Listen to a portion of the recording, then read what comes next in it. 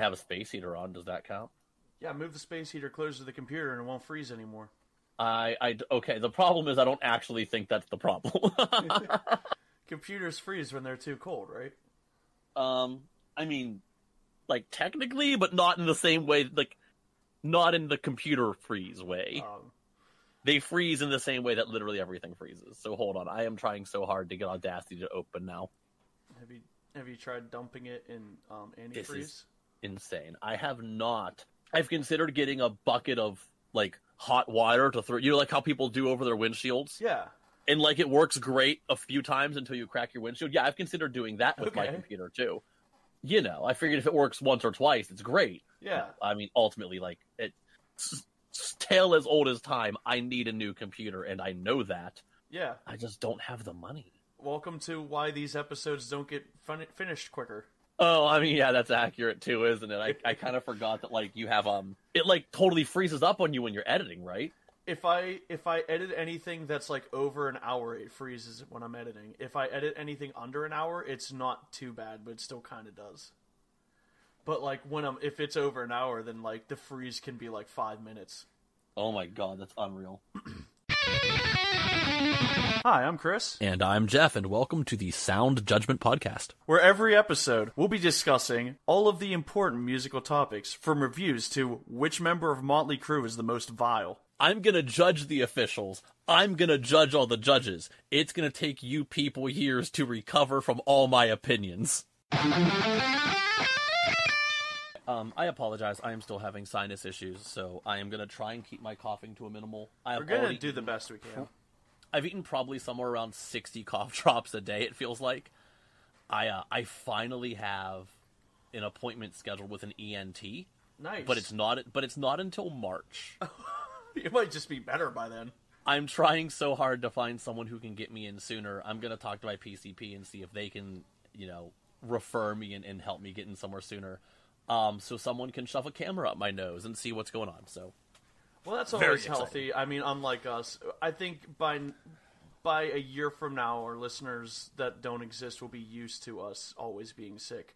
But speaking of PCP, Jeff, we've been listening to a band that probably has seen some PCP in their day.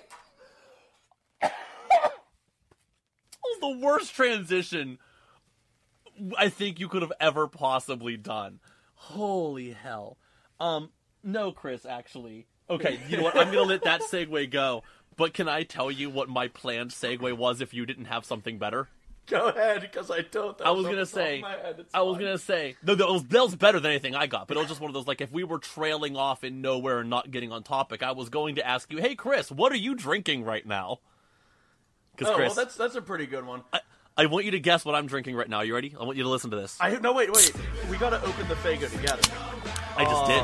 Well, that was beautiful. I can open another can. I have a whole case here. Okay, well, I got 6 bottles. So what are you drinking, first off? I mean, you just said it. I got myself a case of orange Faygo. Okay.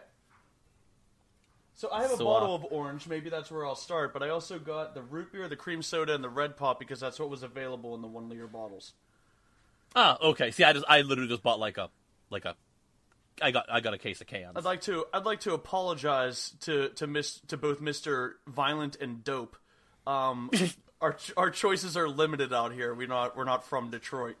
Yeah, I don't know, in my head I actually always had a Faygo pinned as, like, the cheap everyday brand that was everywhere. It didn't occur to me that, like, I actually don't see it in a lot of places. Did you have trouble too? I mean, yeah. for you it's right down the street at Shop and Save. But so here's what I realized. Go figure. I didn't even. That's the one place I actually didn't look. Here's the thing that I didn't realize though, is that it used to be at Sheetz, but Sheetz got their own soda now, so they stopped selling Faygo. Oh, no way! Because I used to when I was broke after concerts, I used to settle for Moon Mist when I couldn't get Mountain Dew, and it's actually not bad. It's a fine replacement for Mountain Dew. But yeah, when I was like, oh man, I don't have $5 for a Mountain Dew on the way home to Pennsylvania. I have to get the Moon Mist at a Sheetz or something. That you can't do it anymore. They have their own brand of soda. Interesting. So as you've kind of alluded to, and as we've obviously made already bad jokes about, we're talking about ICP here. Jeff, do you remember when I had a simple back to our roots idea, though, of just listening to like one album that's considered classic by a band that we weren't very familiar with, and my example was The Great Milenko by ICP. Yes. And then like a month passed and we couldn't make our schedules work, and now I have Faygo in a wine glass and you're wearing clown paint and a Sherlock Holmes hat. What's going on? Okay, so I don't think you understand how deep I dove into this. So again, like, our plan here was we were going to go back to our roots. Our original attempt at making a music review podcast was we were listening to stuff we don't normally listen to. And I know we have both talked about the fact that we've heard a handful of ICP songs from early in their career that are actually not bad. Right. I know, like, Halls of Illusion was a song that, like, yeah, I know this. This is actually kind of cool.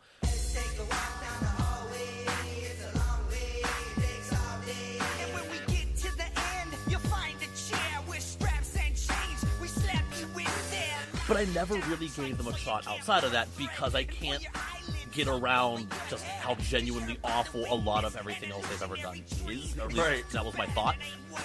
So, yeah, you said, like, let's take this is like a fan favorite album. We're going to listen to The Great Milenko and let's talk about it. Okay.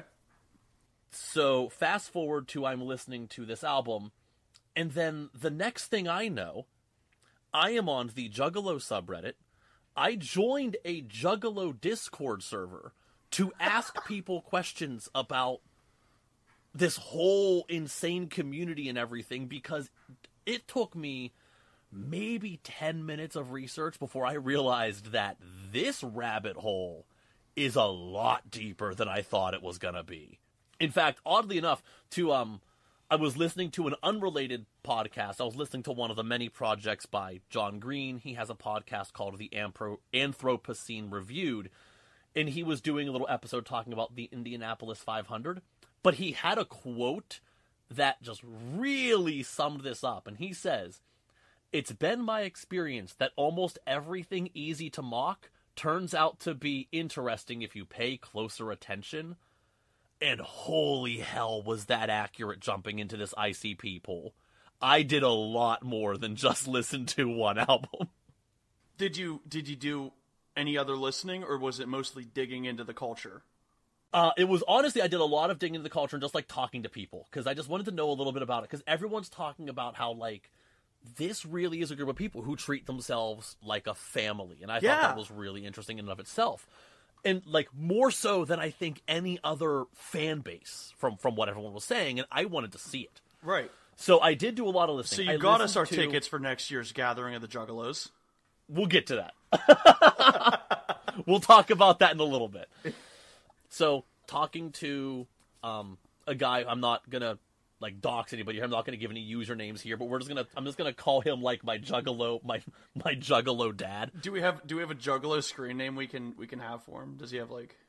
No, his screen name probably sounds like it's probably an easy Google search. I don't know if he has other accounts or anything, so I don't want to really say it, because I don't... Okay. That just feels wrong to me. So you're talking to Juggalo Daddy 69? Yeah, there's a guy who just, like, he's in his mid-40s, I'm guessing. He was he's one of the guys who, like, they would call, like, one of the old heads, right? Like, he's a guy who's been part of the scene for decades. He remembers when those guys were the Inner City Posse. I don't remember if he knows that early on, but he was definitely there in, like, the early mid-90s. So he's just someone on a Discord server I found who I would just, like, ping periodically, asking him silly questions, right? So he told me I needed to listen to the original 6 Joker cards, which is what they referred to their albums. Wow. So their albums are all, they call them the Joker cards, and they're all telling the stories. They're all little bits and pieces of the Dark Carnival. So I did 7 listen... of the first 9 albums, I believe. Yes, yeah, and I did listen. Well, so it's actually 7 albums worth, and there's one of the Joker cards is split in half. Yes. So I did listen to those 7. Jeff, I listened to the first 10 in their ICP entirety. studio albums in their entirety.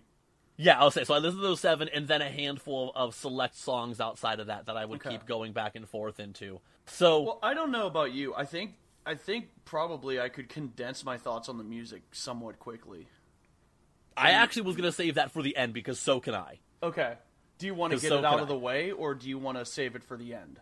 I feel like it should be saved for the end. Okay. Because I think there's a lot of thoughts leading up to how I came to this conclusion here. Okay.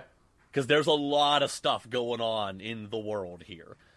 So real quick though, do you remember like your first exposure to ICP?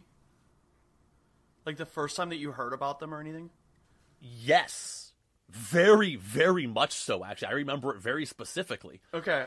So I was in junior high, and enough people in the junior high, so we're talking 2001 to 2003 school year, right? I don't remember if I was in 7th or 8th grade, but at some point, there was a battle of the bands. The school realized enough people in the middle school, the junior high, were in bands, and they're just like, hey, let's do a battle of the bands thing, right? Yeah. The one group, and I don't know who their names were, I have no clue who this kid was, but it was a kid in the middle school who was like an amateur DJ, and I don't know if it was like his brother or two friends or whatever, but they had two guys who were in high school, because he had to like get permission to let them be a part of this, who were a rap duo, and they did chicken hunting.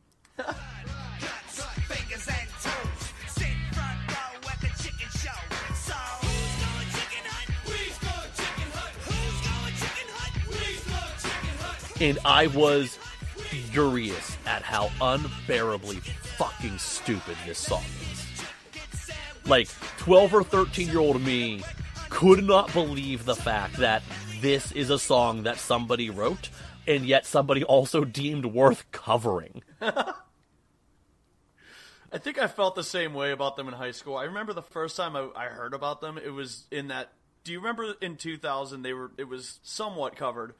when ICP and Eminem were having their feud, and ICP brought up the blow-up Eminem doll on stage? No, see, I knew nothing about this. I actually remember the coverage of that being on TV when I was like 10. Me and my friends were watching something, and I was like, what the fuck are these clown people messing with Eminem, who was very cool at the time. Everyone loved Eminem in 2000. And then I don't think I thought of them much until... like you said, junior high, one of my friends who was a big juggalo, I guess, we were both in detention, and he was explaining the Joker card stuff to me, and he showed me chicken hunting and explained that chicken meant redneck, and I think I did a lot of smiling and nodding that day. Okay, so you already knew a lot more than I did. Like, learning the whole, like... But yeah, before I had a note of music, I had my friend who was telling me all about the Joker cards and their meaning and all that stuff. Okay, so you went into this already knowing that there was like a lore behind ICP. Yeah, I knew a little bit about the lore before I heard a note. So I didn't. See, I knew nothing about this. I knew the song Chicken Huntin', which I just thought was unbearably stupid. I was in high school when I first heard the song Homies.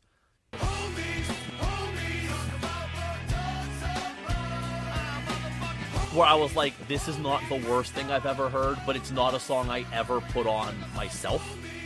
It's a song that, like, if I was with friends and it was on in the car, I wasn't totally bothered by it, but it wasn't great. It was just a thing that exists. And then, honestly, I didn't think of ICP until Miracles came out, and that became meme-ified because, I mean, you know, because magnets and whatnot. I was about to say, yeah, and I tried to, with everything I did, I tried to stop before Miracles, before they really went into, legendary meme status, and I don't know much beyond that besides Chris Benoit, and maybe that can be another adventure later, but yeah, I cut it off before we hit Miracles. Okay. Alright, so I don't really know where to start. I feel like we need to just give like a quick overview here, though, of something going on here. The whole premise of ICP that I discovered, because I was not aware of any of this, they, at least this first, what they call the first deck, right? The first Joker cards. It's a bunch of albums that are all based on concepts, and this whole... Yeah, each one's a concept album. This whole story is based on a dream that Violent J had of this dark carnival. It's this dark, grotesque, picture a carnival, but it's like, I'm in my head, I almost get that, like, dark cabaret, steampunky vibe out of what they're describing here. Yeah. Basically, the Dark Carnival is purgatory. You die, you go to the Dark Carnival, and that is where you are judged based on what your life was like and what kind of person you were, and that decides where you go after the carnival. Right. Which is just ridiculous to me, and I kind of love it.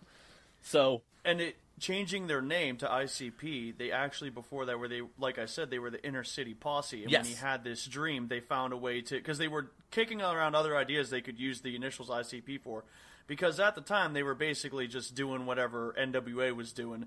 They wanted to find their own sound, and this was their first step that they took, was to change their name and their image to something that was a little bit more unique, creative, laughable in some cases to some people. Which I also think is funny because apparently this wasn't actually wholly unique. This was not that like it was a huge scene, but this was a small thing in Detroit. They were not the first of these like dark imagery rap groups in the area. They were they fitting the first into to paint a scene. Their clowns? Not necessarily clowns, but there were other rappers who were doing this, like, you know, now we're going to call it like horrorcore or whatever, right? There were other rappers in the area who were doing this same kind of thing. It really was like a scene. One's name is Esham, is the big guy who I know of, who I guess is like really the father of this style. That's a name I've heard. Yeah, so apparently he's like the father of this like dark style rapping that was a scene in Detroit, and we're talking late 80s, early 90s. But okay, so just quick rundown. The important albums that I was told about, and just like what they are in the context of the Dark Carnival. Album called Carnival of Carnage, which is just like a description of what the Dark Carnival is. It is the Carnival of Carnage. It is where you go as you're waiting to be judged. These are all descriptions from Juggalo Daddy, by the way. I'll give you the Juggalopedia definitions here. Oh, see, I was hold on. You can go ahead a second. I was going to say, I wanted to go with somebody who's part of the scene's understanding of things. Right. Because I just thought that was just like kind of a fun and interesting way to approach this. No, I'm cool with that. I think that, but I just am here to add to that knowledge that you're given. Yeah. It like represents the ghettos, and it's supposed to be, I believe, realizing that, you know, or at least speaking out to people about the things that are going on in the ghettos that the middle class and upper class aren't privy to. Yes. And the violence and all that kind of stuff that's yes. going on in the inner cities. And the punishment and brutality is is focused towards those who ignore, as they said, the inner city's cries for help. Yes. We'll get back into that, because the whole inner city, what other people aren't privy to thing is like a whole thing for this entire like movement. It's really interesting. I was going to say, the whole thing is based on two things, and that's kind of one of them. Yeah. So then we have the ringmaster, who's obviously he's the one who's in charge of the carnival. I guess there is some debate over Juggalos whether everyone's ringmaster is like a different entity, or if there really is just one ringmaster. Okay. But he is, as it was described to me, kind of like thinking about Jacob Marley in A Christmas Carol. Fitting, considering the fact that this is recorded right around Christmas. Yeah. So think of Jacob Marley, how Jacob Marley has the chains all around him. Mm-hmm. And the chains are made up of, you know, like the evils he's done, right? So the ringmaster is created by your sins. And that's why there's this idea that, like, everyone's ringmaster is different because it's created by who you are. You create your ringmaster. He is one of the judges who will decide where you go after the carnival. That nails it, yes. So then you have Riddlebox, which, I mean, if you kind of have this idea of like a circus carnival thing, you're probably picturing a Jack-in-the-Box, which is kind of the generally accepted idea. The Riddlebox is basically your soul goes into this room with the Jack-in-the-Box on it. The Jack-in-the-Box has a big question mark, and you turn the handle, and when the song plays, you know, pop goes the weasel, right? And it pops out, you are either greeted with images of God, or the box opens up and you are engulfed in fog and you are surrounded by images and visions of hell, and then the floor drops below you and you fall to hell. That is like how you are judged. which is ridiculous, and I love it. I just want to point out, like, this is a creative idea, whether you like it or not. It's very cool. Like, this, like, I could absolutely see, take ICP out of the situation, I could absolutely see, like, a Netflix original series based on Limbo being a dark carnival. Or like a fantasy book. Like, I can see this being, like, a thing. It's actually a really fun idea. Yeah. Okay, so next we have the album that we started with, that we were supposed to listen to only, The Great Malenko. And the Great Malenko is a necromancer. He is the symbol of basically all that is bad in people. He's kind of like the way a lot of people understand what the devil is, or like a demon is. He's not here, like, he's not up here with whips and chains. He's here trying to manipulate you. He is the voice in your head telling you to do the horrible things that some people give into. And it is our job as people to learn to ignore the Great Malenko. And he's also an illusionist that tries to tempt or force people into becoming greedy and evil. He'll also use tricks. Yeah, no, absolutely. So I think, God, what a cool character too. Like, I'm just gonna say, I'm not gonna try and dive super into like all the obvious religious symbolism and whatnot here. I'm not going to try and, like, mock any religion here, but, like, just going to throw this out there. A, like, evil jester is probably the coolest image for some, like, the idea of, like, committing sin to me. Like, what an awesome concept is he's this evil jester who is trying to trick people into being bad people. That is so much more interesting than a red dude with horns and a trident. I'm sorry. Just throwing that out there. It's very cool. It's very cool. And as I alluded to earlier, there's two things kind of going through this whole set of Joker cards thing. And if you haven't picked it up already, there it is. These are, in a sense, religious albums. Yes. Yeah. And then before the 6th Joker card, they put out 2 albums called Bizarre and Bizarre, one with 2 A's, one with 2 Z's, and then they go on to the 6th Joker card, which, go ahead, Jeff. Well, are we on the Amazing Jekyll Brothers? Oh, we skipped I think you skipped... I'm getting punished. Yeah, you skipped somebody. So there's the Amazing Jekyll Brothers, which I'm going to be 100% honest with you, is the album I listen to the least and also the concept I'm understanding the least of. No matter how many descriptions I read of this, I don't really get it. Something about they are like the 9 layers of hell, and it's just more symbolism for all the evil men do, and they juggle all the horrible things people do, or something. I'm not following who these characters are. So, alright, so I'm going to read this to you because I also am not... I don't think this gives me any firmer of a grasp than that, but the Jekyll brothers, Jack the Sinister and Jake the Just, okay? They emerge from the smoke and determine the fates of the dead. They juggle pulsating blood-covered balls representing the mortal life of the dead, and for every sin committed, another ball is added. Jack throws Jake curves in an attempt to see a ball drop, and if a soul witnesses Jack drop one of the balls, he will be damned to hell. Souls who Jake successfully complete the act, send to heaven. Okay, let me tell you how little that really helps me. I'm confused because don't we already have the riddle box to decide? That's kind of what I was thinking. Like, this felt redundant to me. I'm not going to get super wrapped up in it or worked up over it, but I'm sorry. He feels redundant to me, or they feel redundant to me. I missed an important line. Okay. It does say it focuses on the 19 circles of hell and the mortality of man, but it focuses on if he's about equally torn between righteousness and evil. So I guess if you are too split down the middle for the riddle box to decide, you go to Jack and Jake Jekyll. Okay, all right, that is not something I've heard before. Interesting. And then you watch their juggling act, and if you see him succeed the juggling act, you go to heaven. If you see him fail, you go to hell. Okay, but the riddle box already does that, so I'm not... But, well, I guess they're saying that if you are just about equally split between good and evil deeds, then it gets left up to chance. Yeah, that makes sense. It's interesting. But one of them is trying to fuck with the chance. It's trying to, skew you towards hell. Yeah. And I guess that's their way of saying, you have a better chance of ending up in hell if you don't do the right thing all the time. Okay. Either way, I have heard from people that they love this album, but again, I'll be honest, like, this is not an album I spent much time with. It didn't really pull me in any real direction. Now I'll get to how I feel about the albums. And then we're going to get to the last of the Joker cards, which is The Wraith, which was split into 2 albums. And it's pretty descriptive. It's pretty blunt. It's Shangri-La and Hell's Pit. So Shangri-La, first off, I was unaware ICP used this phrase, and I think it's so cool because So here's a really stupid thing. This is possibly still on there. It is, I believe, on Facebook, my location.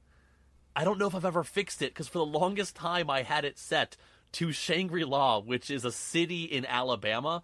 But I heard of Shangri-La from the band Mother Love Bone. They have a song called This Is Shangri-La. Either way, Shangri-La is... It's a Buddhist thing, right? It's a fictional place in the Kunlun Mountains, I think is how you're supposed to pronounce this word. Okay. I mean, it's really from... there's a book called Lost Horizon by James Hilton, where he, describes it as this, beautiful, mystical valley place. Basically, most people use the phrase as just, another word for a utopia or a paradise or heaven or whatever. I believe ICP are basically using the phrase to refer to a heaven of some sort.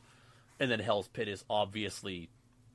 hell. There's not a whole lot of ambiguity here. It's kind of in the name. So, I mean, this was a weird rabbit hole to go into, because I didn't really expect a whole lot coming out of this. But before we dig into anything else, because I want to bring back up, we mentioned briefly that this is geared towards, inner city poor. Right. Can I read this quote from Wired Magazine, some article from 2010? Yeah. Quote, despite a sizable population of female fans, dubbed juggalettes, ICP's following is made up mostly of young white men from working-class backgrounds. They tend to feel that they've been misunderstood outsiders their whole lives, whether for being overweight, looking weird, being poor, or even for just liking ICP in the first place.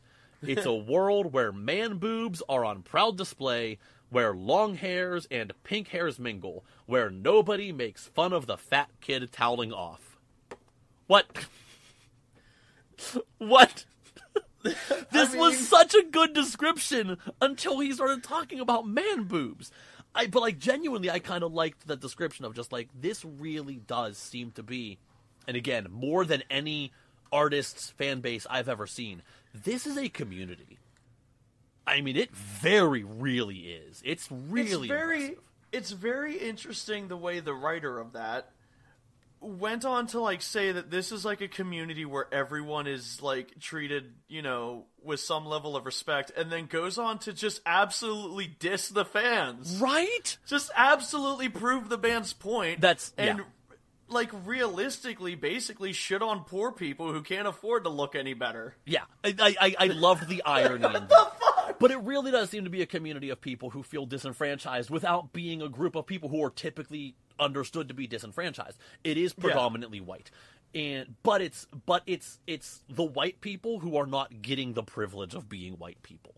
These are the white people, to quote Steve Earle in the song Copperhead Road, I did 2 shares of duty in Vietnam, right? Do you know this? Do you know the song Copperhead Road? No. Okay. So Copperhead Road is a song. Guy's grandfather and dad are moonshiners, and he does time in Vietnam and comes home and I come home with a brand new plan, grow seed from Colombia and Mexico, whatever. You get the point. He becomes the next generation of maybe not moonshining, but doing some other illegal dealings of a substance. But there is one line in the song that took me years to even understand, because he has a real thick accent, which is, they draft the white trash first around here anyway. Okay. And he's kind of poking fun of himself because he is definitely a white trash looking kind of guy. And that is a lot of who ICP's fan base is. Yeah.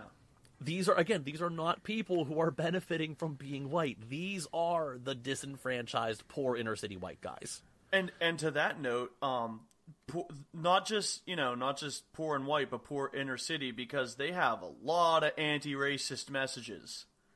Yeah, I was gonna say. So that's another. They have thing, a lot of anti-South. They have a lot, and for their time, I would say almost progressively, 1992, 1994, a lot of anti-Confederate flag stuff. Fuck your rebel flag! Fuck your rebel flag! Fuck your rebel flag! Yeah, I will say again. So going back to chicken hunting, my introduction to the song was chicken hunting, and I was 12 or 13. I took it a little too literally. I was not aware how much they use this imagery poking fun at the racist redneck type people. This is a crowd who, even though it is predominantly white, they are very seriously anti-racist. Yeah. This is a community of people who want the best for everybody, and they just happen to try and reach people with this goofy, dark, grotesque imagery. But I realize now a lot of it's not meant to be serious. There's a lot of gore in these lyrics. Right. There's a lot of heavy language in these lyrics. And it's all supposed to be like tongue in cheek. Mm-hmm. I didn't realize that, again, until this endeavor. I didn't realize how not serious a lot of this was. Right. This is the equivalent of like a B horror movie. And all the people that they're, air quotes killing, they're stating sins while they do it, Yes. It's super bizarre. Yeah, one of the ones that like kind of caught my attention early on, straying from Great Milenko, was a song called "Mr. Johnson's Head." I don't know if you came. Okay, yeah. Okay, I mean, I was just saying, you had to have come across it. You listened to all 6 Joker cards, yes. But a song where he not only it starts off like about him like daydreaming about like another girl in class and stuff, but you quickly find that he has his teacher's severed head in his backpack, and the reason he cut his head off is because he displayed a rebel flag in class and tried to like teach good things about Christopher Columbus, and he's just like going off about like fuck George Washington for having slaves. Yeah, I don't even know what to say. I was genuinely surprised by in 1994 there's statements, I think. Yeah, it's really kind of impressive. Or I mean, again, so like off the album Great Milenko is a song called Piggy Pie, which first off has Steve Jones from the Sex Pistols playing guitar on it, which is pretty damn cool in and of itself. Yeah. So the song Piggy Pie is another one of their like anti-redneck anthems. I talked to a lot of people. This is their song. Like, this is their number one song. They would blare it in the streets if they could.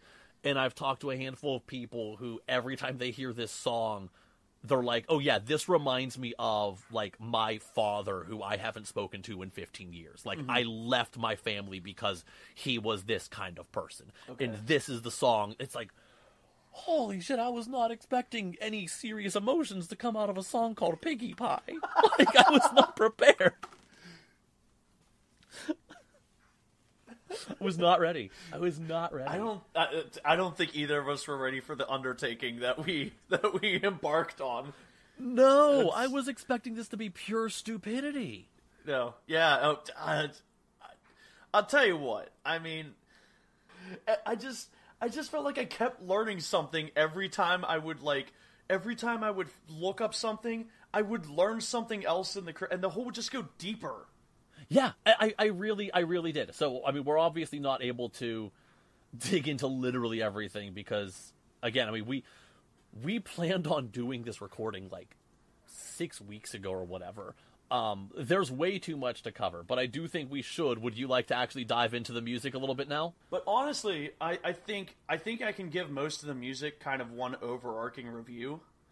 I mean, if you haven't picked it up by now, I hate to admit it, but I don't hate their music as much as I expected to. I don't think I enjoyed it enough for them to legally put Juggalo as a disability on my driver's license, but I did enjoy it enough that I am actively concerned about my own mental health. Okay. So, like, starting with just the music, first off, I have to give credit where it's due. I like a lot of their beats.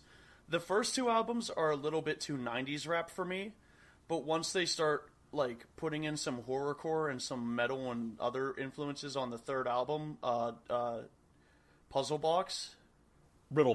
Yes. Riddle Box. I think they like really start coming into their own. They use the carnival motifs like creatively, but they don't like beat you over the head with it. And I think when they want to, they can write a really good earworm of a chorus. Yeah, they can. There's some really, really cool moments in some of these. Yeah. But yeah, so okay, so just real quick, like by Riddlebox, and then they really nailed this in on the Great Malenko. Yeah. They were really digging into the rap rock thing. And I don't think you can do it much better in the early mid-90s than... Okay, so like the Great Malenko has an introduction track by Alice Cooper. Steve Jones plays guitar on a track. Slash plays guitar on Hall of Illusions. Like, they knew what they were doing. They were nailing in on a certain style. And even on Riddlebox, they had the sense to know, like, Chicken Huntin' is a big hit, but they remixed it on the album to just give it more of that edge that they were going for. They took one of their key songs and added more layers to it. And the song that I brought up also earlier, Mr. Johnson's Head, has a remix on the deluxe edition of Great Malenko that also adds more heavy aspects to the song. Yeah, I will say, and I thought this was an interesting thing. I forget what they call it, and I can't find my note here. Piggy Pie has what they call, what is it called? The old school version? Oh, there's a specific recording of it. There's like two versions of it, right? There's like the heavier redone, and then there's, I forget what they call the way they did it originally. And I think it was kind of fun because I got to witness a few arguments of people over which recording was better. Okay, Piggy Pie old school mix, I think is what old school mix. That's the word. Okay, that's the word I was looking for. I forgot what they call what phrase they used. Yeah, that just made me laugh. That just made me happy that I was able to witness a few arguments over. Yeah. Well, I mean, at their best, they can write some really good horror rap. I think most of the time, what will kill for me if something does is that their lyrics can be very cringe and unfunny, and they end up dragging my opinion of the music down. One other thing that's just like, this is kind of a sidebar for me, is they also do a lot of skits on some of these albums, which is just something that's common in rap that I kind of don't get. Yeah. I think sometimes it's used to set up a song and it's used effectively, but sometimes it's nothing to do with what's going on around it, and I'm just like, why? But I don't know. There's the first two albums, like I said, kind of skippable, a little too 90s rap for me. There's plenty of stuff that does that same thing but better. But starting with Riddlebox and Malenko, I think things are pretty good. You said you weren't into Jekyll Brothers, and it's kind of 50-50 for me. I think it kind of picks up on the second half of the album. I'm actually literally looking back at the track list again and seeing like which of these songs even stood out to me much. Yeah, I think of everything I listened to, this just was the least interesting. There's nothing wrong with it, but it's just, I mean, it wasn't my thing. If I'm gonna make a pick from it, I kind of like Terrible, which is a song in which they kind of, to use the kids' phrase, clap back at their detractors. And it's full of stuff that's like, yes, it does start with motherfucker, doesn't it?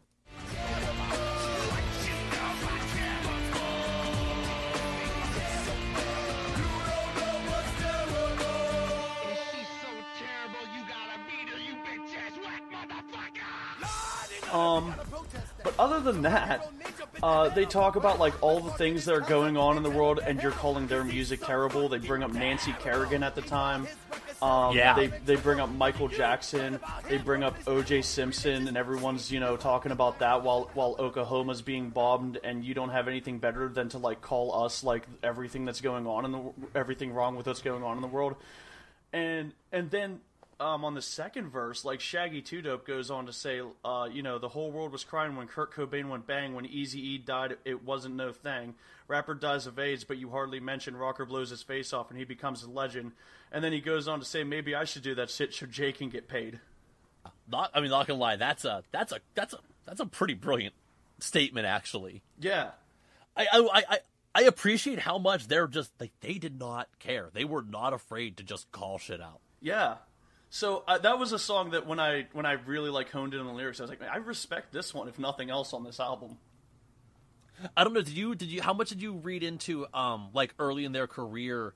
How much like self promotion and stuff they were doing? Oh, I mean that's a whole other Pandora's box. They did so much self promotion and they did so much work, and that's something that I bring up later in my notes. Is I respect the hell out of their hustle.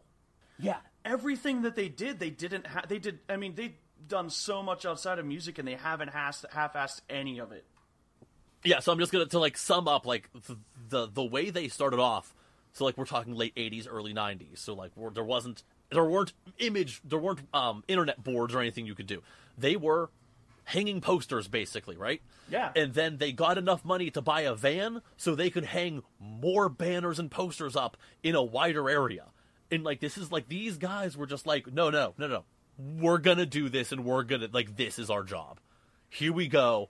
And like there is no doubt in my mind these guys were pulling 70, 80-hour weeks for a long time. Absolutely. Yeah. It's really incredible, actually, just how much work they did. Apparently, and I have not been able to find a copy, but I actually really want to read it. Violent J wrote a book called Behind the Paint? Behind the Paint. Yeah, it's named after I really want to read it. I heard a few quotes from it, and I really want to read it just because apparently he spends a long time talking about what they did to get their career started. I have the audio book. Very cool. Another window if you want me to send it to you. Oh, do you really? Yeah, I can just pop that to you right off of YouTube. Are you kidding me? I didn't even think to look for that. Yeah, it's like super illegally uploaded on YouTube, and they actually the guy has Violent J's like audiobook read over as they post like screenshots from the book. So you can actually see. God. He had to have done it 10 years later because his numbers are different. Because like when it says 20, they died 15 years ago, he says 25. So he had to have like done that. But gotcha. Wow, crazy. Yeah, but I did not even think to look at that. I just looked for the book, and it's very expensive. It's very interesting. Have you heard in your travels the butterfly story? I was gonna say, actually, I think the butterfly story was probably one of my favorite things I read in this entire ordeal. Do you want to tell the cute little butterfly story?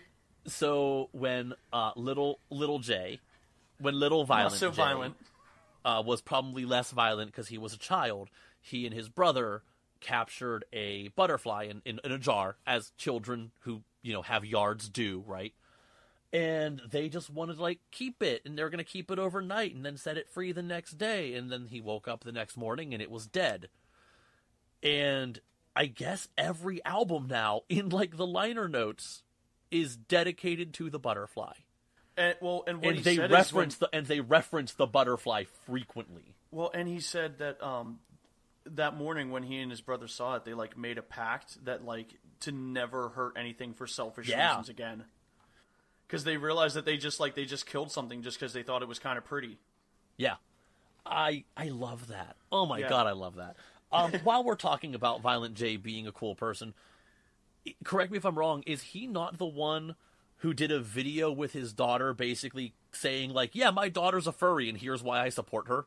Yeah, I think so. I couldn't find the video again.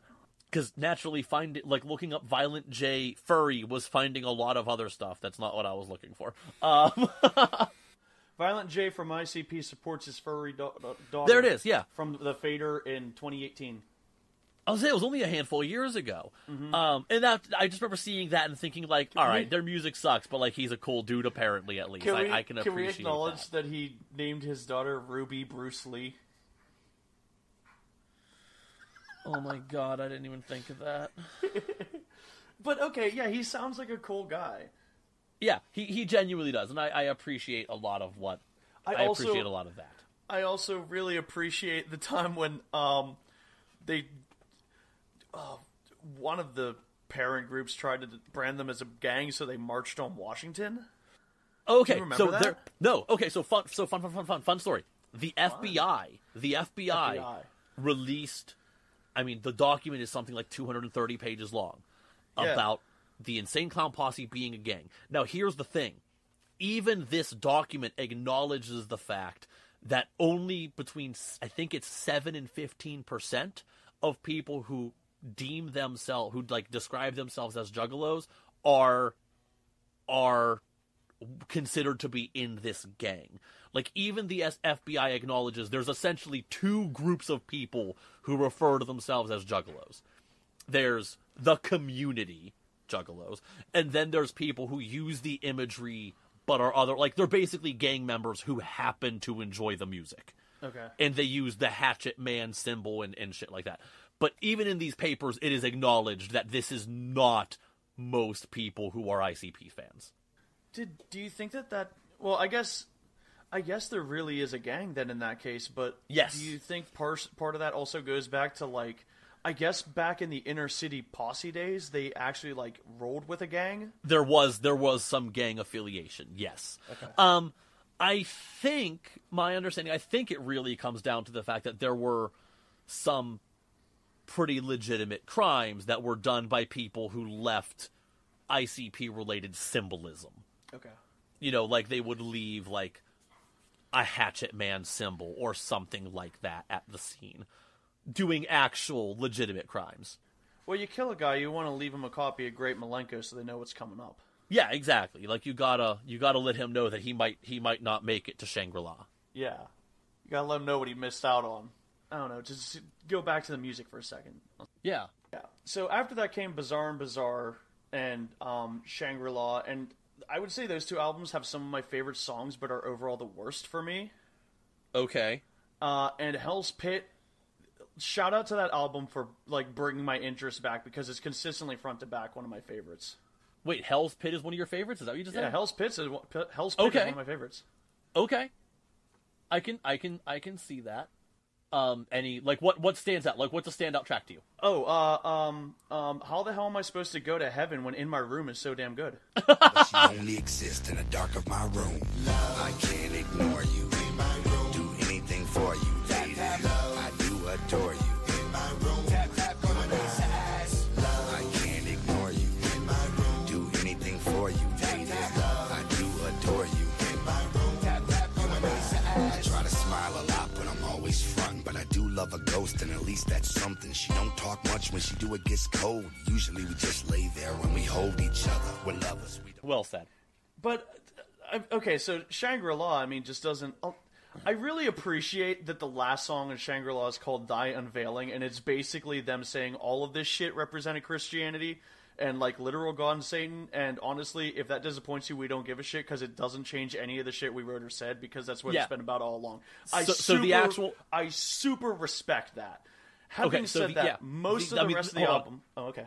Can I say, like, the actual line, because I think it's really interesting. I think it's really funny. I kind of love this. Like, in the song Thy Unveiling, like, the part that I think people really talk about, like, this was the unveiling, right? It ain't about Violent J or Shaggy, the Butterfly, or 17. When we speak of Shangri-La, what you think we mean. Truth is, we follow God. We've always been behind him. The carnival is God, and may all juggalos find him. And the song wraps up getting into... The song wraps up... Sorry, this kills me. With the line, fuck off, goodbye. Having said that, most of the rest of the album is them trying to be funny, which I think is one of their weakest... one of the weakest parts of their discography is, like, their funny songs. Because most of the time it's just Violent J rapping about fucking your mother or whatever. Yeah. I know probably, in addition, well, I also want to point out that if anyone listening to this is concerned that they're going to get preached at, they have kind of, I don't want to say doubled back, but, like, Violent J has come out and said, like, I don't go to church. This isn't about being, like, a practicing Catholic or something like that, but I believe in some kind of higher power, and that's all I was trying to get across. Like, you have to decide for yourself what that higher power is or what you believe in, but the point of it is just to be a good person because you will go to a better place, whatever you believe that is. They're not blatantly Christian. Right. If you listen to their depiction of heaven, there's a lot of floppy titties. Yeah, there are. and a lot of Juggalo water, Fago water slides. Yeah. It's very campy. Yes. But, having said that, I think I can kind of put ICP songs into, like, one of 4 categories, which would be surprisingly good. Songs that justify the perception that they are the worst band ever. Almost surprisingly good. And forgettable but fine. Okay. If we're talking about the Great Malenko, I'm putting Hall of Illusions and Under the Moon. Cause we're both under the moon. Even when you do, we'll always be together. Cause we're both under the moon. Forever love you. Even when you do, we'll always be together. I see you in myself in the walls are made of stone. I've justified your pain, but now I sit alone. If you're not familiar with Under the Moon, it's a song that tells the story of a kid who was like an outcast at school. He goes to jail for murdering a guy who tries to rape the only girl who was nice to him. After the trial, she says she loves him, and he goes insane waiting for her to visit. And then there's songs that justify to me the perception that they're the worst band ever. Songs that I struggled through and never want to listen to again. The Knitting Game, which is just a dating game parody where they just kind of try to out-crude each other, and it's not especially funny. Yeah.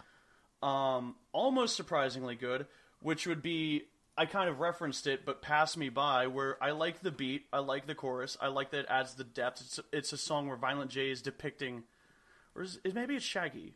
One of them is depicting their depiction of heaven, but they start getting into, like, floppy tits and, like, really goofy Fago water slides and shit. And then Forgettably Fine is probably what I'd call most of the rest of the album. Alright. That's my review of Great Malenko specifically. Okay, I can get that. I mean, there's like Forgettably Fine. Like when I say that, it's like out of nowhere. Boogie Woogie Woo is a fine song that I remember liking when it was playing, but like an hour after I turned it off, I couldn't tell you how it goes or what it's about. Yeah, it's about the boogeyman now that I look at it, and I remember the song now that I look at it. But I'm not thinking about it all the time. But like without a refresher, it's not. It's not. I'm not thinking about the same way I'm thinking of Hall of Illusions. Yeah. Okay. Yeah, I mean, so, like, I think, so actually, like, the standout track to me is Hocus Pocus. Another good one. Even if only for Skip Shaggy's beginning stupidity that he yells in the first, like, 10 seconds. Yeah. The beginning of Violent J's, like, first verse, I think, is just one of the coolest intros. I love his voice, the way he yells abracadabra. Abracadabra, boom, shaka-day. I'm Violent J and I'm back like a vertebrae. And I come with a hat full of trucks, trunk full of Fago, car full of facts. It's just so ridiculously cool to me. I kind of like, though, when Shaggy does that, like, voice-shredding scream, though. I mean, I don't necessarily love the line serial slaughtering stranglers, juggling gigolos or whatever, but, like... Yeah. I kind of think that when he does that scream, it's kind of cool. Even though he's probably fucking ruining his voice. I think it sounds cool. Yeah. I can't get over the words just being incredibly lame. Well, I just mean throughout the discography, that was one thing where I was like, this sounds cool when he does it. Keep your hungry mouth shut, cause I'm living it up.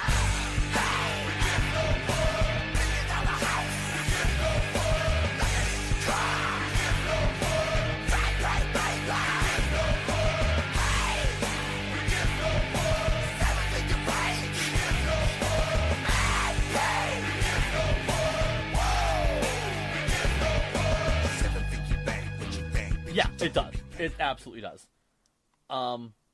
Chris, I can sum up everything here pretty quickly, though, okay?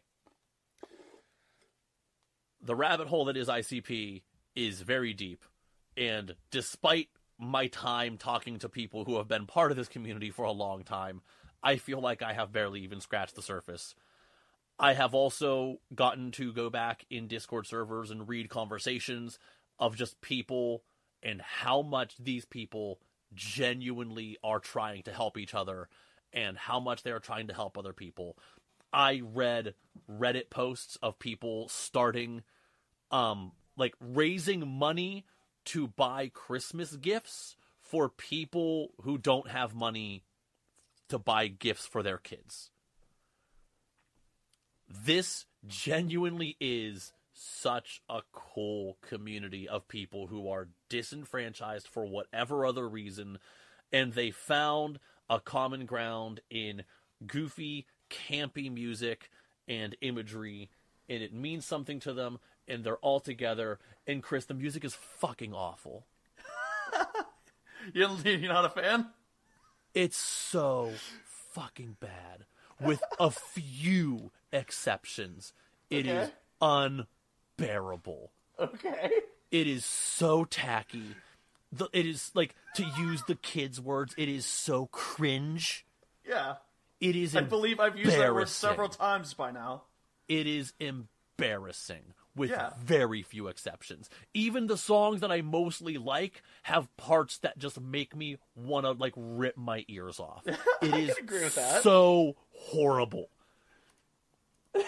I can actually agree with that. Like, even understanding all of this, I still hear the music, and my mentality goes back to, this is a music for, like, white trash morons.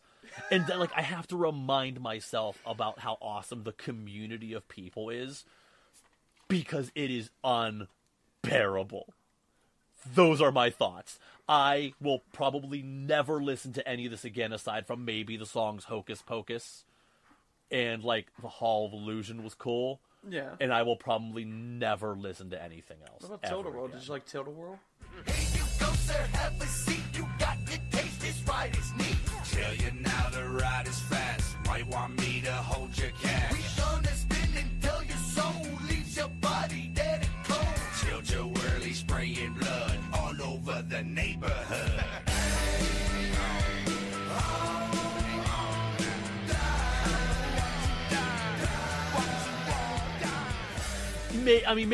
There's probably a handful of exceptions that I'm not going to be mad if someone else puts on. However, if someone ever puts on the song Redneck Ho, I will have to strangle them. I do have a 10-song playlist called ICP songs I can almost stand by. I can appreciate that. It's Tilt-A-Whirl, Under the Moon, In My Room, Hall of Illusions, Terrible, Let's Go All the Way, Juggalo Homies, a few others. Yeah, okay. Yeah. No, Chris, it's awful. It's awful? You think it's absolutely terrible? Awful. It's absolutely awful. It is genuinely some of the worst music I have ever heard. Do you want to get back into other things before you get angry? No, I have summed up my thoughts here. I am happy. Okay. So I would like you to do whatever it is you need to do, because I really have no need to dig any further into specifics. Oh man, other than this is awful music. And I got a shovel and I punished myself for every day that we didn't record. I punished myself with more ICP knowledge. I want you to know that. Good, I'm glad. I did this for you. I pulled myself up on this cross. ICP have 2 movies and I watched them both. Oh my god. Yeah. Okay. I can tell you about Big Money Hustlers and Big Money Rustlers. Okay, you know what, not gonna lie, maybe we should actually make a thing of that, and I will watch them, and then we can talk about those another time. I'll say this, they both have friends having fun vibes. If you like a trauma film, you might like them. But I want to point out, this is a weird side thing that I just want to talk about for a second. It has nothing to do with anything about Big Money Hustlers. It was directed by John Cafiro. I'm pronouncing his name that way because I have no other source. Okay. But from here on out, I'm going to refer to him as Jerry Only's weird friend. Oh, seriously? The Misfits have a cameo in Big Money Hustlers. And apparently Jerry Only, the bassist for the Misfits, stayed for all of the filming despite only having like seconds of screen time. And apparently his kid has like a cameo. He plays like an altar boy at the beginning of the movie. But I challenge you to find a work with this John Cafiro guy's name on it that isn't just like weirdly Jerry Only project, because he got his break directing the music videos to American Psycho and Dig Up Her Bones. And the only thing he's directed after this movie was a documentary about the Ramones based on footage from Marky Ramone while he was in the band The Misfits with Jerry. The only other thing this man is known for is being in a supergroup with Marky Ramone and Jerry Only. He's Jerry Only's weird friend. That's just weird. And when Violent J went to make the second movie, he said he wanted to get away from the asshole art film people who worked on Big Money Hustlers, and I just really hope he met Jerry Only's weird friend. That's awesome. One other thing that I have a quick like set of thoughts on, because this is something I know that you'll check out on, and I'll never have a chance to talk about again. Okay. But it's something that I'm a fan of, and you might know where I'm going, but ICP have their hand pretty firmly in wrestling history as well. Yes, they were wrestlers before they were rappers, apparently. Or maybe early in their career they were trying to be. I was going to say, I think that they got some wrestling training, but they have, in the 90s, they appeared in all 3 major wrestling companies and still have been in most wrestling companies to this day at some point. Even just for a match or a couple appearances. So, in ECW, they started off doing a live performance, and then they were attacked by, I'm not going to confirm, but I think it was Sabu, and I know one was Rob Van Dam. Because Violent J says Rob Van Dam kicked him in the head in such a way that left him deaf for a little while. If you'd like to make a joke about at least he couldn't hear his own music, this would be the place to do it. But it left him temporarily deaf in one ear, and that did nothing to dissuade them because they went to WWF, where... okay, so this is another thing where Mick Foley is in Big Money Hustlers. And the way they got him in Big Money Hustlers is that... when they arrived in WWF, prior to... There's another weird rabbit hole. Prior to any of this, they took, like, videotapes of other wrestling matches, and they commentaried over it, like, making fun of the wrestlers. And one of the ones that they did was Cactus Jack versus Terry Funk, and they were, like, calling them Cactus Sack and Terry Flunk or something like that. Okay. And I guess, so they brought them into the WWF to write a theme song for these 2 guys who they had nothing to do with, like no ideas that they wanted to do with them. They were like, let's bring in ICP and they can be the oddities, and ICP will, like, you know, rap, and they'll come out and they'll do this like their carnival sideshow freaks, right? And when ICP arrived, Mick Foley, like, got them aside in the back and was like, where's my fucking money that you owe me for stealing my tapes and, like, making fun of me? And they just pulled out their checkbooks, evidently, and just started writing checks. Whether you want to chalk that up to cowardice or respect is up to you. But they apparently, after paying Mick Foley, he was like, they're kind of cool, and, like, he agreed to be in their first movie. But, so yeah, they managed these guys called the Oddities, and I'll send you a clip, but, like, say what you will about how goofy the idea is, listen to the fucking crowd go wild over this, right? They were, in wrestling words, over as fuck, man. Wait, what? Over means what does popular. That mean? Like, the crowd, they got over with the crowd. Okay, alright. Violent J gives a better promo than some of the wrestlers today. I mean, that actually doesn't surprise me. Giving credit where it's due, the guys are performers. Yes. Like, they know how to work a crowd. It's actually, I've watched a lot of live footage. They're pretty cool, actually. They actually come out and Violent J, like, does, like, live rapping while everyone's coming down to the ring. First off, I hope you'll excuse me for this next part. I'm kind of suffering from COVID right now, so I'm a little congested and a little high on NyQuil. Okay, so for this next part, I actually wanted to use some clips of ICP in WWF, now WWE.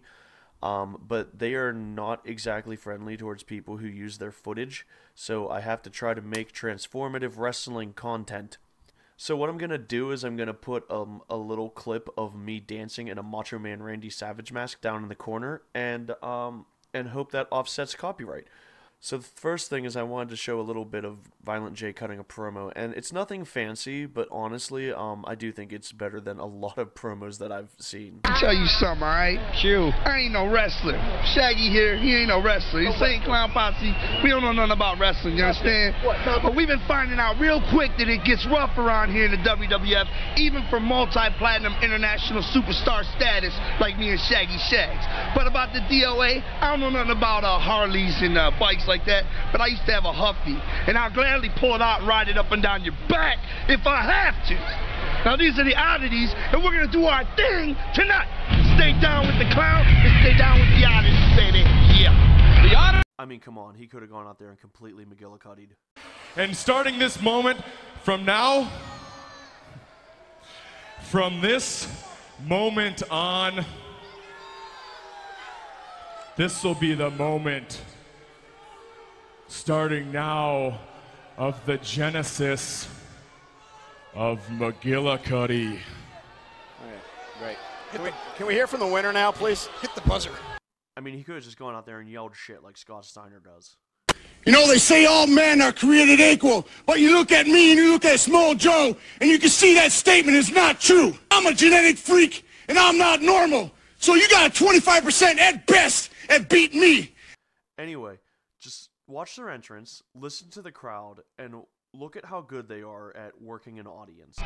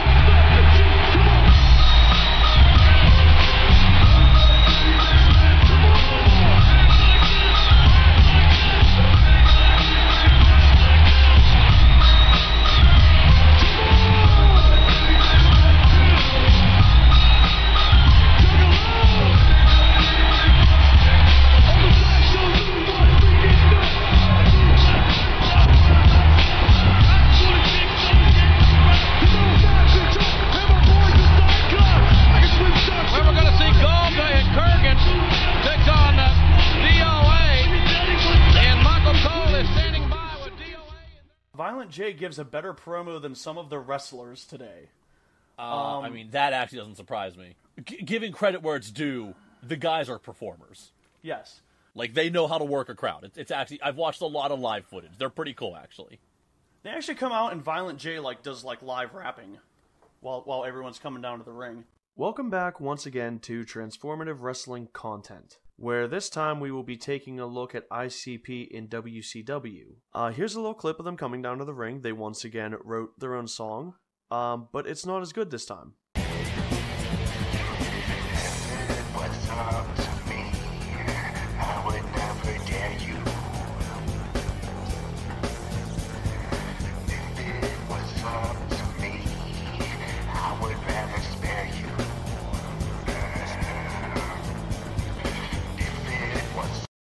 They're feuding with a guy named Mike Awesome. His character is terrible. I guess WCW decided that 70s show was popular, and so they made him that 70s guy and gave him that 70s bus, and it's really lame. Violent J cuts a promo. Once again, it's not great, but it's passable. Let's talk about hardcore. Testify, Brother J. Because of Mike Awesome, Vampiro is at home nursing a fractured spleen or something. Mike Awesome? Who's he talking about? Just like the 70s, you're dead. Right now, we're challenging you and that retard bus of yours Oof, it was a different time. to come down here and have a hardcore match with JCW stars, the Insane Clown Posse. Oh, by the way, it's a hardcore handicap match, 2-on-1. We challenge you right now. These guys really are clowns. They're challenging that 70s guy. So I can't show you the entire match, but I'll show you as much as I can. Mike Awesome comes out in the 70s bus, and ICP go to confront him. They bring a trash can full of weapons, as you normally do in a hardcore match. Obviously, hardcore, if you don't know, means that there's no rules. But Mike Awesome comes out and confronts them with the fire extinguisher that you would obviously keep on your 70s bus. The guys brawl on the outside, they smack each other with some weapons. I don't really know how much damage a traffic cone does to the human body. Probably less than the trash can.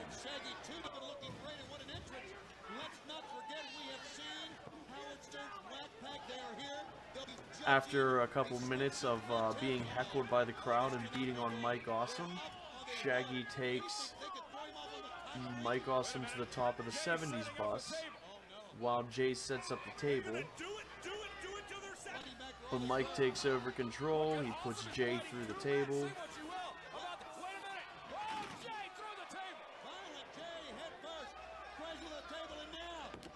And this is the part that I wanted to kind of highlight. They get on top of the bus here, and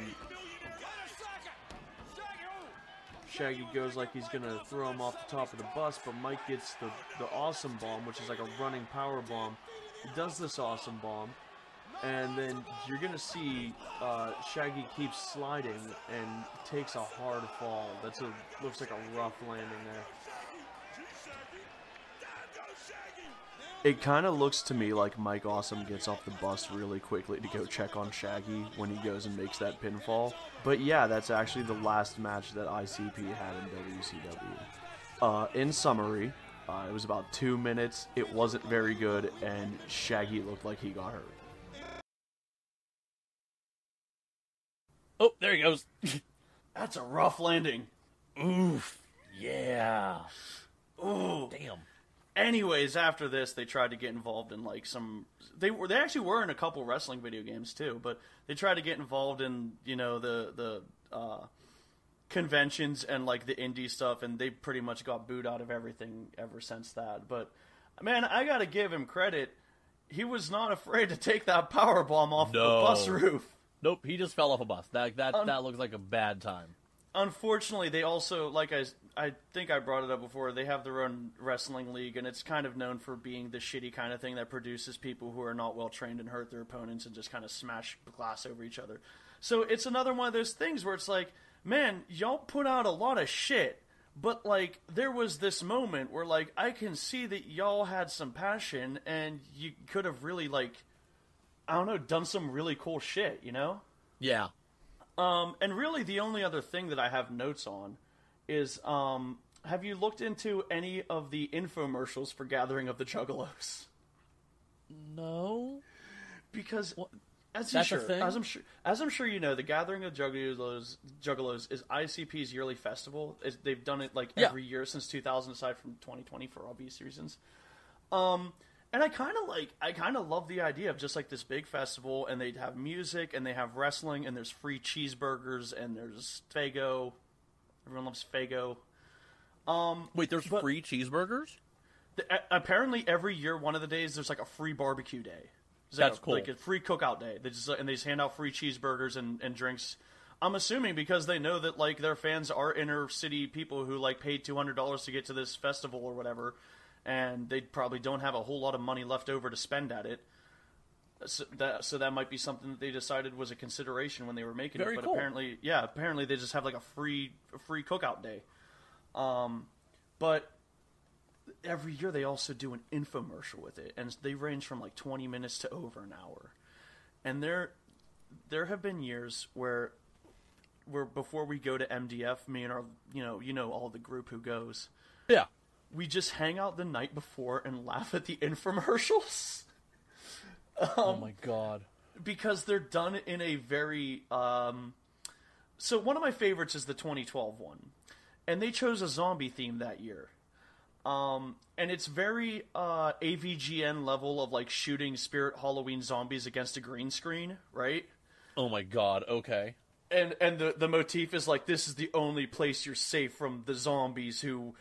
think like normal people and you're gonna be with your freak family, right? But on top of all the clown paint bands that I'm sure that you have some ideas of, like Twisted and all that shit. Yeah. Some of the lineup though, just for 2012, Onyx, I'm sure you're somewhat aware of who that is. Cottonmouth Kings, DMX, Tech 9, 3-6 Mafias, a Ghetto Boys reunion. Bismarcky, Raekwon. Order your Raekwon earbuds with the promo code in the description. Oh my god. Jeff, is Raekwon the worst Wu-Tang member? Yeah, probably. Okay. But if you're not into rap, you got Soulfly, you got George Clinton, you got Static X, you got Fear Factory, you got POD. And that's the year that they lamented that they tried for Alice in Chains and couldn't get them. Okay, hold on. I can kind of see Static X. Yeah. I'm very confused how POD fits in this.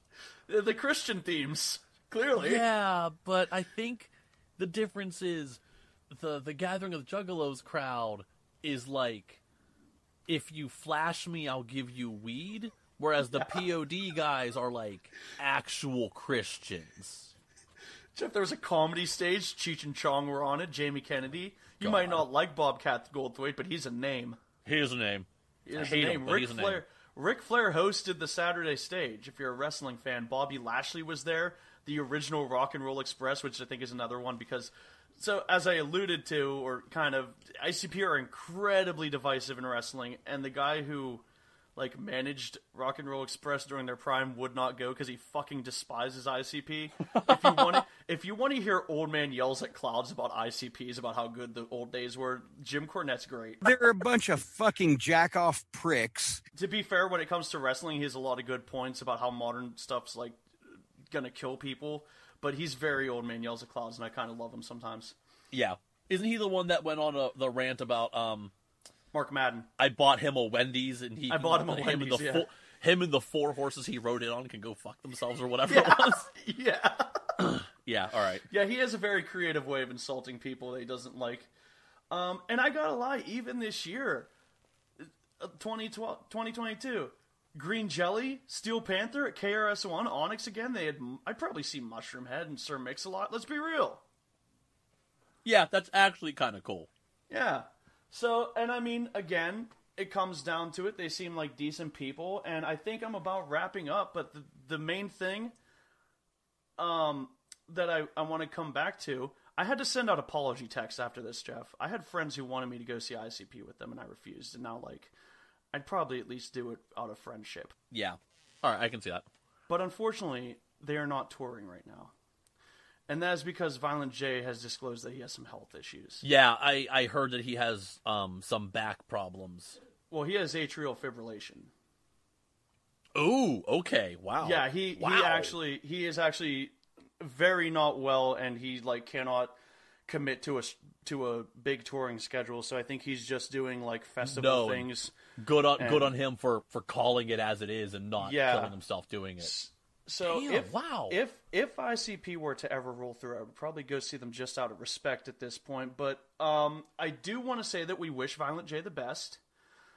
Any kind of negativity of what we said is completely aside from the fact that, like, you know, every human being deserves to, like, not die of atrial fibrillation complications. No. I do not wish anything bad on any of them. I really respect the two of them, and I respect their team, and I respect what they did for a huge community of people who, again, like, this genuinely looks like a community. I just hate the music.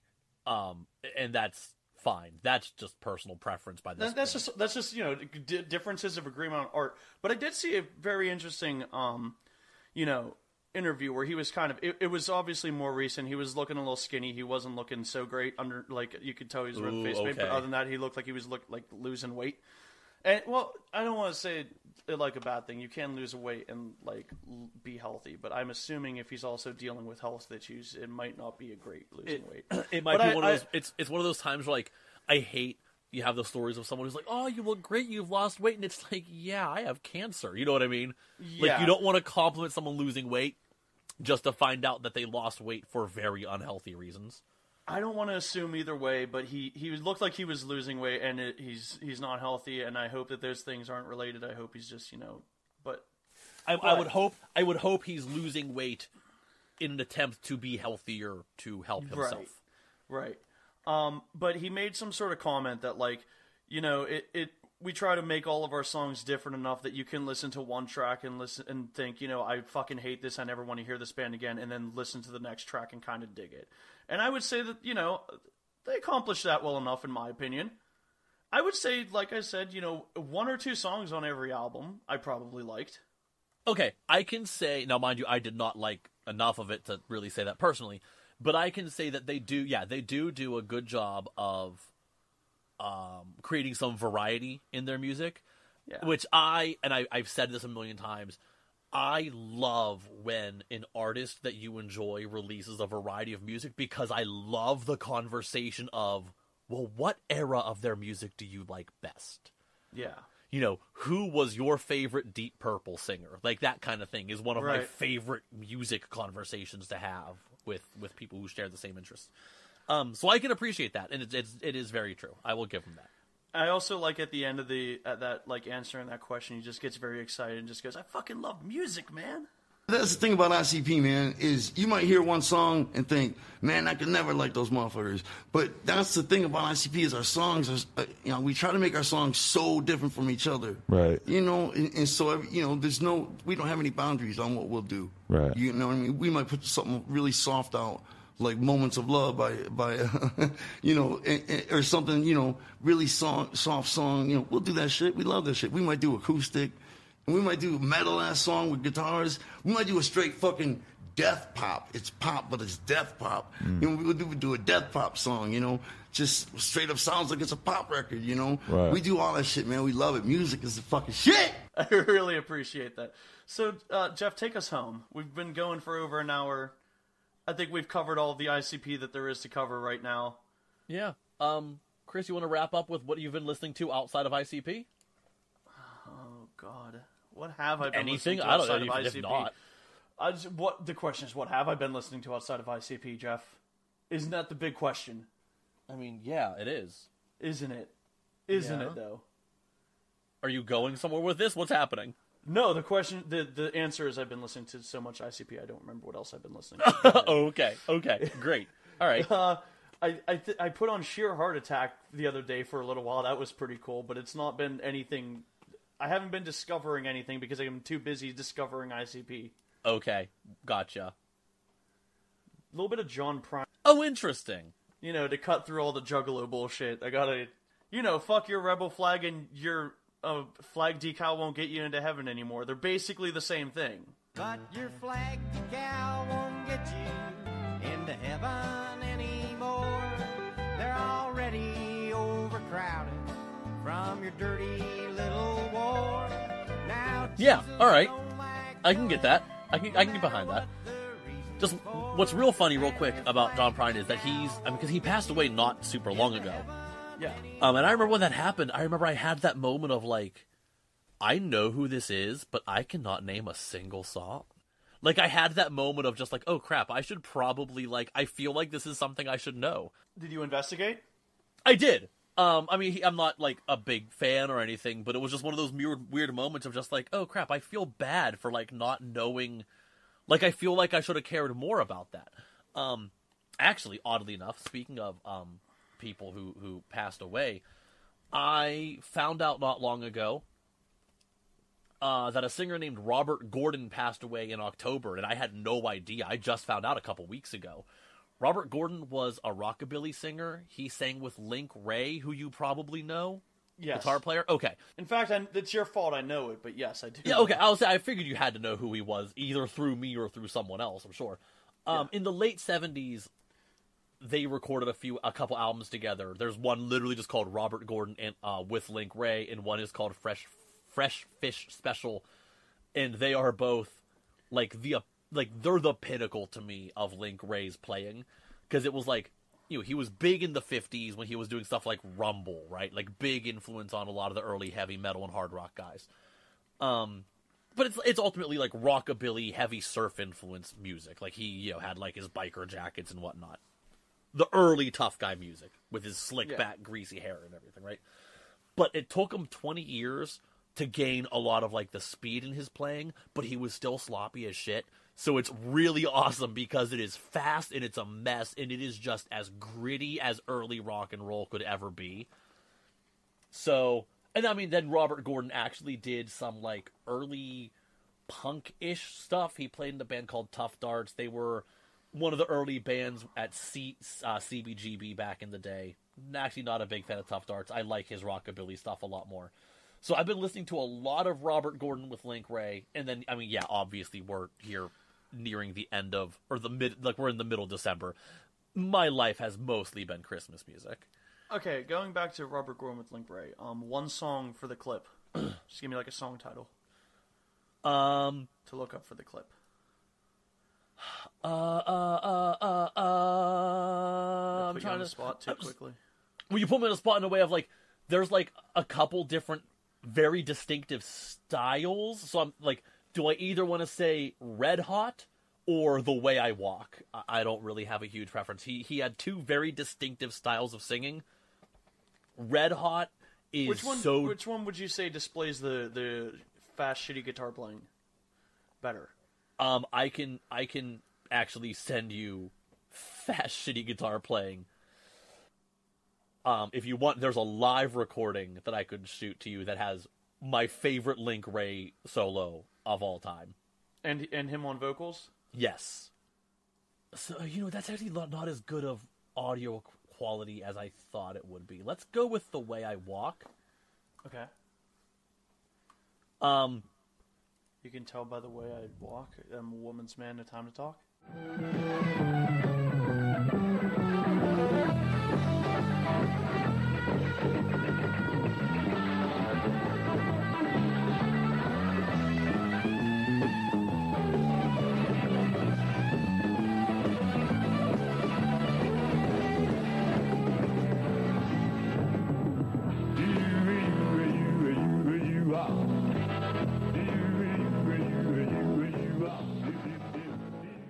And this is the rockabilly voice. Yeah.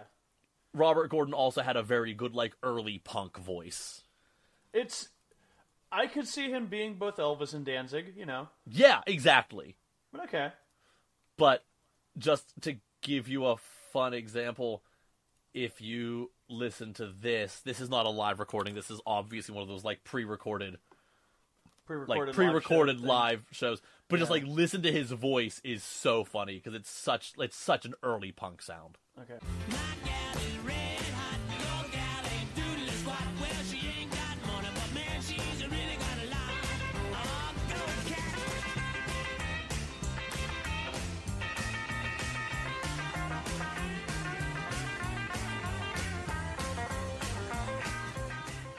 Yeah, otherwise I've been listening to a lot of Christmas music, so that's my life right now. So okay, since this is the Christmas season, Jeff. Yeah. You sent something in one of our group chat early. I was gonna say, oh yeah, I did. I am the playlist king. Okay, I have over 200 of my own playlists on Spotify. I make playlists for everything. I thought I had all of the best playlists you could possibly make until I found the absolute greatest playlist imaginable. It is made by user RTNORCO2, like the digit 2, and it is called Christmas Songs and Bonnie Tyler. It is total eclipse of the heart, and then an hour and 20-some minutes of Christmas music. The best part of this playlist is it does not include Bonnie Tyler's Christmas song. She has two, I think. Oh, does? Oh, maybe she does. I just know there's I don't know what it's called even. It's awful. Well, I want to talk about Merry Christmas by Bonnie Tyler for a moment. Is it just called Merry Christmas? Because it's my favorite Christmas song. I found it after we did our last series of Christmas podcasts, which, by the way, are going up right now. Oh, are they? Cool. While we were taking, I'm going to pretend it was a break for a holiday for a second and not like us just being incapable of getting together. But while we were taking our holiday break, I've been uploading the old 2020 podcast. Yeah, I've noticed. Yes. But I didn't know about this song when we recorded those. And do you know the bad French Bonnie Tyler song? It's not in French. It's just from France. Oh, this Merry Christmas song. Yes. Yeah. If you, I'm just gonna send it so you can give yourself a refresher. Maybe this is my favorite because it sounds like the lyrics were written in French and then put through Google Translate. Yes, I remember it has a really bad translation, but I forget what the one line is. The one line is just "Happy, Happy Jesus" or something. It's Happy Birthday Christmas. That's right. Stay a little Jesus. That's right. Happy Birthday Christmas. Happy Birthday Christmas. Bonnie Tyler sounds like she's on a pack and a half of cigarettes a day. Oh, she sounds awful. Help me, Santa Claus. Yeah, she sounds just terrible. And I mean, there's just other great songs. Whenever she says, wanted wanted Mr. Xmas, reward little Jesus, or whatever, I just imagine, like, an old, like, cowboy wanted sign. Like, she's hunting down Santa, but if you kill him, she'll give you baby Jesus. Oh my god. It's so bad. She hits these high notes, and fucking, I just smell nicotine in the room. It's so bad. I mean, okay, so for the record, like, I was never really a Bonnie Tyler fan, although I do feel like I should give her a better chance too. But I just like any of those big epic 80s rock songs written by Jim Steinman. Anything that, like, his involvement with Meatloaf and stuff. I'm a whore for anything that just, like, sounds like it's like just a little too metal for Broadway. You know what I mean? Well, the problem is, I because I was listening to this playlist earlier, I felt like putting on a different Bonnie Tyler song that I didn't know. And I listened to a song called If You Were a Woman and I Was a Man, and it's as dumb as it sounds. Oh, great. So I feel like I really do need to dig into Bonnie Tyler sometime. Maybe that'll be our next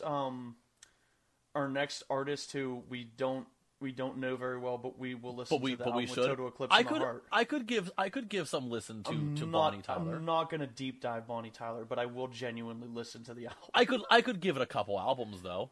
Yeah. I don't think we'll find out that Bonnie Tyler was involved in, like, pro wrestling or, like, made any movies. So no, I get the feeling it's going to be pretty straightforward. Yeah. All I know is I really like the album cover of the album Secret Dreams and Forbidden Fire. Yeah. I like the album it's name. A cool album cover. It's a cool album cover. It's also just an interesting name. Yeah. Like, I kind of want to like this, so I'll give this a shot someday.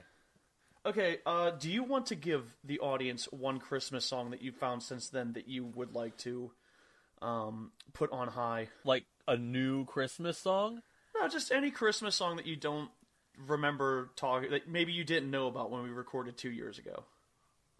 Oh God. I need a minute here then. Okay. Actually, you know what? Screw it. No, I have one right here. All right. I'm looking at my list of Christmas albums from 2022. Which, for the record, there aren't very many good ones. This has not been a great year for Christmas music. Yeah. But Chris Isaak has a Christmas album just called Everybody Knows It's Christmas. And it has a great song that I recommend to everybody right now that it is called Dogs Love Christmas Too. Aww. It is as dopey as it sounds. You need to listen to it. That's really all that matters. Otherwise, I hate to admit that I have listened to. This was on one of the Bob Rivers Twisted Christmas collections or whatever. Mm-hmm. It's called The Chimney Song.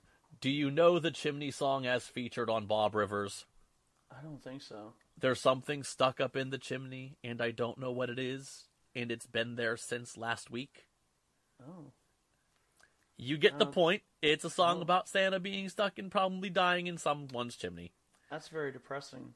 It's actually a really funny song. Like, it's really, like, strangely cute sounding because it's sung in this, like, little girl voice of, like, I don't know what's going on. Oh, okay. It's delightfully creepy and weird. And those are my current Christmas recommendations. I do not, for the record, I do not recommend the new Backstreet Boys Christmas album. I think I've said that already on here, actually, but I'm saying it again. I don't recommend it. Well, this might go up before that one, so that's fine. Oh, okay. Do you want to hang out and listen to ICP's A Carnival of Christmas with me? Absolutely not. Santa's a fat bitch? No. Santa Killers? No. Did you know that Lord Phobos released a Christmas EP, by the way? No. Do you know who Lord Phobos is? I don't think I do. He is the guitar player for Twerp, Tupperware Remix Party, who also plays with Ninja Sex Party. Okay. So he released a very Phobos Christmas. It's 4 tracks long, and it is delightfully fun. If you're into very synthy, goofy, funky music. It's a good time. So, Jeff, is Faygo Red Pop any good? I finished my orange soda and I need to drink a new Faygo now. Oh yeah, no, Faygo Red is great. Do you like it? Oh yeah, no, Faygo Red's great. Faygo Red is great. Oh, I can smell the strawberries. It's good. It's good. I don't like that at all. Here's another weird side tangent. While you were looking into this bullshit, did you like notice like some of the weird like radio edits that like ruined the entire point of the song? No, I did not. I did not listen to any edits. So, just while I was looking around for like research purposes, I was watching like the music video for Tilt-A-Whirl, right? Okay. And they did this thing where they changed and like took out words. You know the studio version of Tilt-A-Whirl, obviously. Okay, yeah. It's like hang on, die. But they changed it to hang on, ride. Oh my god. And they changed like phrases like blood all over your neighborhood to fun all over the neighborhood. And now that I've like heard it, I remember that this exists because there was one time that we all went to Kennywood and they played the censored version on one of the rides, like the music. You know the ride that goes around a circle and it's like the music box ride or whatever? The music go round? Music go round, yeah. Like they genuinely played the radio edit of Tilt-A-Whirl, and I didn't. That was one of the songs I've never thought much about until like I heard the studio version, because now I realize if I had heard this on the radio, it just sounds like Hang On Ride and it's fucking stupid. And you listen to like what it's saying in the studio version and it sounds like they're like just letting shitty people get on a ride first. Oh my god. That's really funny. Because it's like, you know, let the Richie up front, sorry you have to get on the ride with the poor, fun all over your neighborhood, because they don't put in the death references. Oh my god. Yeah, that should not be a thing to happen.